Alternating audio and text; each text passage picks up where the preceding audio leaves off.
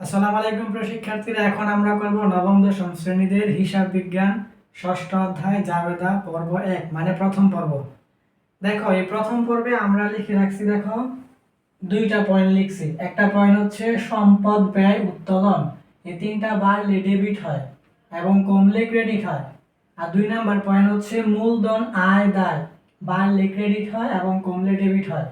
তোমাদের নবম দশম শ্রেণীদের হিসাব বিজ্ঞান ষষ্ঠ অধ্যায় জাবেদা, এই অধ্যায়ের অঙ্কগুলোই হচ্ছে জাবেদা। মানে জাবেদা কি, কোনটা ডেবিট কোনটা ক্রেডিট, আর এই সবগুলো কি এইগুলোর মধ্যে আসবে। এইটা তোমরা যদি জানো তাহলে তোমরা এই অধ্যায়ে সব অঙ্ক পারবা। 1 নাম্বার পয়েন্ট কি, সম্পদ ব্যয় উত্তোলন, এই তিনটা বাড়লে ডেবিট, একদম মুখস্থ করে ফেলবা। সম্পদ ব্যয় উত্তোলন বাড়লে ডেবিট, সম্পদ ব্যয় উত্তোলন বাড়লে ডেবিট, এবং সম্পদ ব্যয় উত্তোলন কমলে ক্রেডিট, সম্পদ ব্যয় উত্তোলন কমলে ক্রেডিট। তারপরে মূলধন আয় দায় বাড়লে ক্রেডিট, মূলধন আয় দায় বাড়লে ক্রেডিট এবং মূলধন আয় দায় কমলে ডেবিট। এটা একদম মুখস্থ করে রাখবা, তাহলে এদের একটা অঙ্ক তোমাদের ভুল হবে না। যেমন আমি যদি একটা উদাহরণ দিই, যেমন নগদে পণ্য ক্রয়, এটা জাবেদা কি হবে। দেখো নগদে পণ্য ক্রয়, এটা আমাদের এখানে দুইটা হিসাব আসবে। প্রথমত আমাদের আসবে একটা হচ্ছে ক্রয় হিসাব, প্রথমত আমাদের একটা আসবে ক্রয় হিসাব, আরেকটা আসবে কি নগদান হিসাব, আরেকটা আসবে কি নগদান হিসাব। দেখো নগদের পণ্য ক্রয়, এটা জাবেদা কি হবে। তাহলে প্রথমত আমাদের হচ্ছে ক্রয় হিসাব আর নগদান হিসাব। এখন ক্রয় হিসাব কি, দেখো আমরা জানি কি ক্রয় হচ্ছে একটা ব্যয়। দেখো আমরা কি লিখে রাখছি এই জায়গায় ব্যয়, এই যে ব্যয়, তাহলে সম্পদ ব্যয় উত্তোলন বাড়লে ডেবিট। তাহলে যেহেতু আবার ক্রয়ের ফলে ব্যয় বাড়তেছে, তাহলে অবশ্যই আমার ক্রয় হিসাব এখানে কি হবে, ডেবিট হবে। ক্রয় হিসাব কি হবে, ডেবিট হবে। ক্রয় হিসাব কি হবে, ডেবিট হবে। এবং আমি নগদে পণ্য ক্রয় করার কারণে আমার কিন্তু নগদ টাকা চলে যাচ্ছে ব্যবসা থেকে। তাই নগদ টাকা চলে যাচ্ছে মানে আমার সম্পদ চলে যাচ্ছে। তাহলে এই যে দেখো সম্পদ, তাই সম্পদ ব্যয় উত্তোলন এগুলা কমলে কি হয়, দেখো কমলে কিন্তু ক্রেডিট হয়, কমলে কি হয়, ক্রেডিট। তাহলে অবশ্যই এখানে নগদান হিসাব ক্রেডিট হবে, নগদান কি হিসাব কি হবে, ক্রেডিট হবে, নগদান হিসাব কি হবে, ক্রেডিট হবে।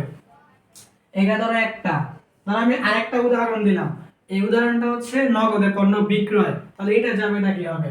দেখো 2 নাম্বার যেটা বললাম নগদে পণ্য বিক্রয়, তাহলে আমাদের প্রথমত দুইটা হিসাব আসবে, একটা হচ্ছে নগদান হিসাব, একটা হচ্ছে নগদান হিসাব, একটা হচ্ছে নগদান হিসাব, আর একটা হচ্ছে বিক্রয় হিসাব। নগদান হিসাব এবং বিক্রয় হিসাব। দেখো নগদে পণ্য বিক্রয়, নগদে পণ্য বিক্রয়, এটা জাবেদা হবে আমাদের নগদান হিসাব এবং বিক্রয় হিসাব। এখন নগদে পণ্য যদি আমি বিক্রি করি তাহলে কিন্তু আমার ব্যবসা প্রতিষ্ঠানে টাকা আসে, আমার নগদ টাকা আসছে মানে কি সম্পদ বাড়ছে। তাহলে সম্পদ ব্যয় উত্তোলন এগুলো বাড়লে কি হয়, সবসময় ডেবিট হয়। এই যে ধর নগদান হিসাব কি হবে, ডেবিট হবে। এখানে আমি ডেবিট না লিখে ডি আর লিখে দিলাম। এই ডি আর মানে হচ্ছে ডেবিট, হ্যাঁ ডি আর মানে কি ডেবিট। দেখো ডি আর মানে কি ডেবিট, এই যে ডি আর মানে হচ্ছে ডেবিট, আর এই সি আর মানে হচ্ছে ক্রেডিট। ডি আর দিয়ে ফোঁটা দিবা মানে ডেবিট, আর সি আর দিয়ে ফোঁটা দিবা মানে ক্রেডিট, ঠিক আছে। ডি আর ফোঁটা মানে ডেবিট, সি আর ফোঁটা মানে ক্রেডিট। তাহলে আমি যেহেতু নগদে পণ্য বিক্রি করার কারণে আমার ব্যবসা প্রতিষ্ঠানে টাকা আসতেছে, নগদ টাকা বাড়তেছে, সম্পদ বাড়তেছে, তাহলে সম্পদ ব্যয় উত্তোলন বাড়লে কি ডেবিট হয়, তাহলে নগদ হিসাব কি হবে, ডেবিট হবে। আর আমি যদি বিক্রি করি তাহলে অবশ্যই বিক্রি আমার একটা আয়, তাহলে আয় বাড়তেছে। তাহলে দেখো মূলধন আয় দায় এগুলা বাড়লে কিন্তু ক্রেডিট হয়, মূলধন আয় দায় বাড়লে ক্রেডিট হয়। তাহলে আমার যেহেতু বিক্রি একটা আয়, আয় বাড়ছে, তাহলে এখানে বিক্রয় হিসাব কি হবে, ক্রেডিট। বিক্রয় হিসাব কি হবে, ক্রেডিট। বিক্রয় হিসাব কি হবে, ক্রেডিট। ধরো আমি 3 নাম্বার আরেকটা উদাহরণ দিই, 3 নাম্বার উদাহরণ দিই। দেখছো এই জায়গায় তুমি যত জাবেদা আছে পৃথিবীতে, যত জাবেদা আছে সব জাবেদা যদি করো তা তোমার এই দুইটা পয়েন্ট থেকে আসতে হবে। তুমি যত জাবেদাই করো দেখবা সম্পদ ব্যয় উত্তোলন এই তিনটাই থাকবে। এই তিনটার মধ্যে পড়লে যদি বাড়ে তাহলে ডেবিট করবা, যদি কমে তাহলে ক্রেডিট করবা, নয়তো মূলধন আয় দায়ের মধ্যে পড়বে। এখন মূলধন আয় দায়ের মধ্যে পড়লে যদি বাড়ে তাহলে ক্রেডিট করবা, যদি কমে তাহলে ডেবিট করবা, ঠিক আছে। এখন 3 নাম্বার উদাহরণটা হচ্ছে ধরো ধারে পণ্য ক্রয়, মানে বাকিতে পণ্য ক্রয় করছো, তাহলে বাকিতে পণ্য যদি ক্রয় করো তাহলে একটা হবে ক্রয় হিসাব, আরেকটা তুমি যে বাকিতে পণ্য ক্রয় করছো তাহলে এটা হবে পাওনাদার, তোমার থেকে পাওনা টাকা পাবে। তাহলে কি হবে, প্রথমত ক্রয় হিসাব, কি হবে ক্রয় হিসাব, প্রথমত কি হবে ক্রয় হিসাব, প্রথমত ক্রয় হিসাব, পরে কি পাওনাদার হিসাব, পরে কি পাওনাদার হিসাব। বাকিতে পণ্য যদি ক্রয় করো তাহলে প্রথমত ক্রয় হিসাব, আর তুমি বাকিতে পণ্য ক্রয় করছো তোমার থেকে টাকা পাবে, তাহলে অবশ্যই তোমার সেই পাওনাদার, তাহলে পাওনাদার হিসাব। এখন তুমি যদি ক্রয় করো, তুমি কিন্তু প্রথমটার মধ্যে দেখছো ক্রয় মানে একটা ব্যয়, তাহলে এই যে ব্যয়, তাহলে ব্যয় বাড়লে কি ডেবিট, তাহলে এখানে ক্রয় হিসাব কি হবে ডেবিট, ক্রয় হিসাব কি হবে ডেবিট। আর এখানে তোমার পাওনাদার, সে তোমার থেকে টাকা পাবে, তোমার কিন্তু টাকাটা দিতে হবে, তুমি বাকিতে পণ্য ক্রয় করছো তাহলে অবশ্যই তাকে তোমার টাকা দিতে হবে, তাহলে কিন্তু তোমার দায় হবে। তা তোমার যে দায় হয়, দেখো মূলধন আয় দায়, এই দায় বাড়লে কি হয় ক্রেডিট হয়, দায় বাড়লে কি হয় ক্রেডিট হয়, দায় বাড়লে কি হয় ক্রেডিট হয়। এরকম আরো হাজার হাজার জাবেদা করতে পারো। যেমন নগদে আসবাবপত্র ক্রয়, নগদে কি আসবাবপত্র ক্রয়, এটা জাবেদা কি হবে দেখো, 4 নাম্বার নগদে আসবাবপত্র ক্রয়, নগদে আসবাবপত্র ক্রয়, আসবাবপত্র ক্রয়, তাহলে আসবাবপত্র হিসাব, আসবাবপত্র হিসাব আর নগদান হিসাব, আসবাবপত্র হিসাব আর নগদান হিসাব আসবে। দেখো 4 নাম্বার উদাহরণটা কি বলছি, নগদে আসবাবপত্র ক্রয়, তাহলে আসবাবপত্র ক্রয় তার হিসাব হবে আসবাবপত্র হিসাব এবং নগদান হিসাব। এখন আসবাবপত্র একটা সম্পদ, নগদান হিসাবও একটা সম্পদ, তুমি নগদে আসবাবপত্র ক্রয় করছো, তাহলে তোমার ব্যবসা প্রতিষ্ঠানে আসবাবপত্র মানে সম্পদ আসছে, তাহলে সম্পদ, সম্পদ বাড়লে কি ডেবিট, সম্পদ বাড়লে কি ডেবিট, তাহলে আসবাবপত্র হিসাব হবে কি ডেবিট।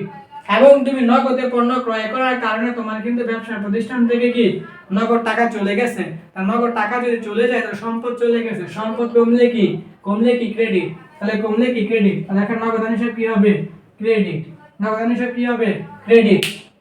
ধরো আমি আরেকটা উদাহরণ দিই, মূলধন দিয়ে দিই, ধরো 50,000 টাকা ব্যবসায় মূলধন আনা হলো, এটা যাবে কি হবে দেখো, আমাদের 5 নম্বর যে উদাহরণটা, তাহলে এখানে আমাদের কি হবে নগদান হিসাব, প্রথমত নগদান হিসাব, প্রথমত কি নগদান হিসাব, পরে কি মূলধন হিসাব, পরে কি মূলধন হিসাব, প্রথমত নগদান হিসাব, পরে হচ্ছে মূলধন হিসাব।